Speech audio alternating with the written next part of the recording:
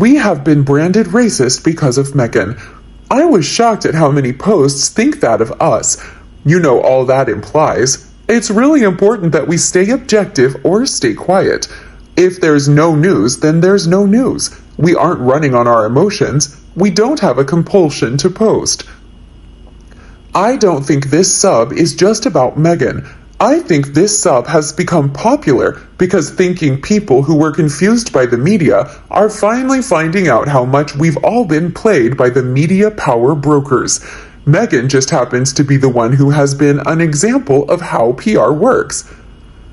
Some of us follow it carefully because it's so mind-blowing. So little truth, so many lies. We have learned a lot from each other. Different ones on this sub have different backgrounds, skills, and experiences. We've all benefited. Now every time we read an article, and it doesn't matter from where, we know to be skeptical, question, and do research before we make any conclusions. A tweet can come from a bot who sent 20,000 other tweets. As someone here stated, some magazines don't even hire reporters, but have creative writers who make their money only if they can figure out what will fire up the public's emotions. As we know, no celebrity is safe from scrutiny, and no public figure is allowed to be credible without fact-checking. It's not as much fun being wary. Now there's too much homework. You can't just read and relax. You have to always have your guard up. Harry and Meghan are public figures who want to be global icons. People are going to have opinions of these two idiots that aren't always going to be positive given their narcissism and lies. People are entitled to have opinions about a man who is in the line of succession, where there are photos of him abusing a horse, riding a horse to death, slapping the Foo Fighters drummer unprovoked, or wearing a Nazi uniform, the bullying staff, etc. Also, how anyone can read Spare and not think Harry is at the very least a psychopath after all his criminal admissions, and the extent the palace has gone to cover up his crimes is beyond me. And people are entitled to their opinions about Walmart Wallace's pathological lying and her narcissism. In my opinion, this sub gets the truth out about Harry and Meghan with some snark on the side. It's grown exponentially in the last few years. Even South Park understands that the Harkles are loony, but the Harkles want to control the media and narrative. They want to make the truth of what they truly are disappear so they can be self-proclaimed global icons. If that's even possible for two abusive drug addicts suffering from personality disorders. I do enjoy reading the snark here. I've always been a royal follower, but Harry and Meghan make the snarking so much more enjoyable. That's why I'm curious if it's possible to make the sub private. Would it make your job and the mod's job easier? Definition of abuse equals treat a person or animal with cruelty or violence, especially regularly or repeatedly. You said Harry wasn't evil. I say he is because he's an abuser. I never said anyone else was above reproach. I don't think not visiting institutionalized relatives you don't know is abusive. That's ridiculous. People literally put their own parents in rest homes and never visit. That isn't considered abuse. Distasteful, but not abuse. Much fewer cousins. Cousins who were severely disabled. Often people that have official difficulty with changes to routine, new faces, or interaction with people other than caregivers they are familiar with. So visiting may not have been in their best interest. That none of the family visited is disputed. Nor is not having perfect foresight about how the choices you make will affect others down the line. Nor is being an irresponsible dog owner unless she set them up to fight.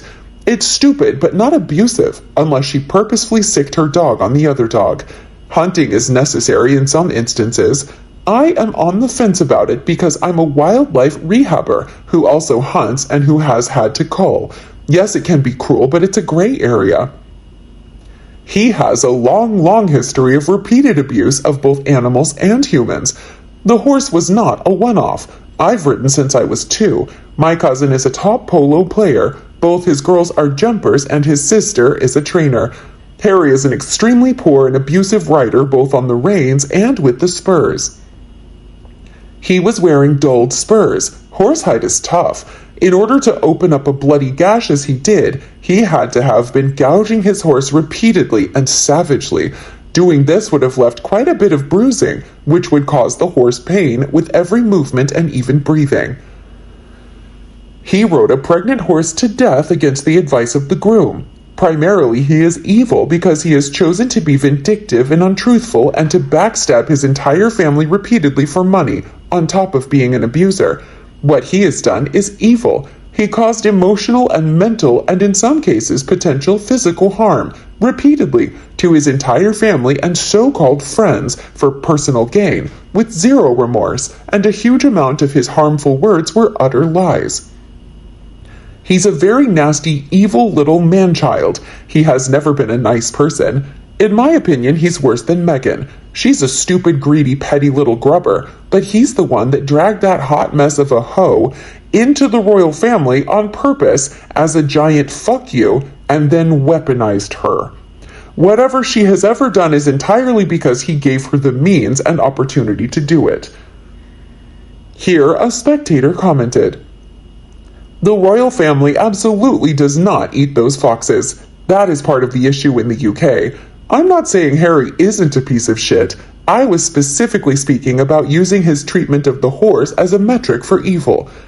Yes, not muzzling your aggressive animal and putting it in a position to maul another dog after it already has a bite history is very negligent and abusive to a dog mauled. Anne is a woman with all the resources in the world to hire an animal behaviorist, world-class vets, etc. Not muzzling the dog is pure negligence. You can make a laundry list of cruelties from some of the other members of the royal, not just Andrew. How about the Queen? How about her covering for Andrew? How about her two cousins that were locked away in an asylum from 1941 until one died in the 80s and one in the 2010s? Those women were not visited by a single member of the royal family, nor did a single member even attend their funerals. The Queen didn't even give them proper graves until the media dug up the secret. Elizabeth was a child when they were institutionalized, but she had knowledge of the situation and did nothing about it the entire time she was the monarch. That is callous and cruel. She was a hypocrite when it came to Charles's and Margaret's marriages. Philip was considered unsuitable as he was baptized and raised in the Orthodox Church, was a prince with no money or kingdom, and had a mentally ill mother. Her parents loved her and allowed the marriage, despite protocol, but she didn't act in turn for her son and sister. She wasn't a terrible person. She was a complicated person, but she also wasn't beyond reproach. Harry being a piece of shit doesn't mean everyone else in his family is a paragon of virtue. It can be true that while he's awful, others in his immediate family have done shitty things. Both can be true. There have been mixed opinions here about the negative comments about Harry and Meghan. What do you think about this? Let us know your thoughts below in the comment section. We hope you found this video helpful. Don't forget to leave a like, share, and subscribe to the channel if you like it. Thank you for watching this newsletter. See you in the next video. Goodbye.